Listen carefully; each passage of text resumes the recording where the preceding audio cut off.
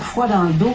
D'abord, la sensation d'avoir des insectes ou des vers qui rentrent sous la peau, des éruptions cutanées qui démangent, qui laissent des lésions importantes, tout ça accompagné de problèmes de mémoire et de concentration. Mais le plus singulier, ce sont ces fibres qui sortent du corps, ces bouts de fil que vous voyez là, qui ont été d'ailleurs étudiés à l'Université de l'Oklahoma.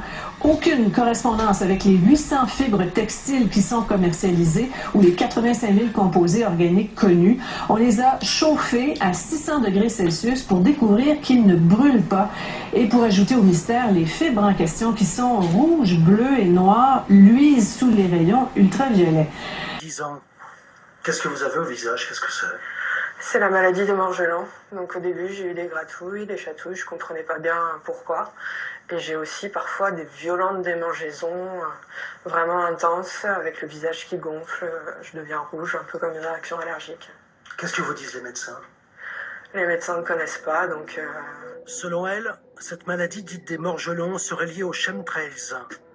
Les chemtrails, ce sont les épandages des avions qui laissent des traînées blanches dans le ciel et qui se déposera ensuite en filaments au sol, comme on le voit sur ces images filmées par la patiente dans son jardin. La jeune femme a fait des prélèvements sur...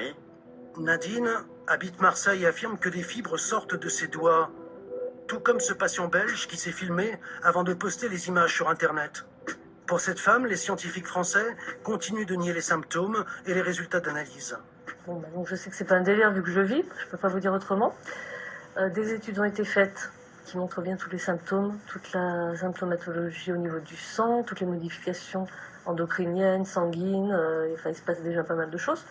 Toutes ces personnes ont des analyses de sang communes, donc le médecin qui doute, il va pas douter très longtemps s'il s'aperçoit qu'il y a des facteurs communs dans le sang. Une maladie sujette à controverse. Certains parlent de délire, de personnes souffrant de sentiments de persécution. D'autres évoquent de nouvelles pollutions chimiques.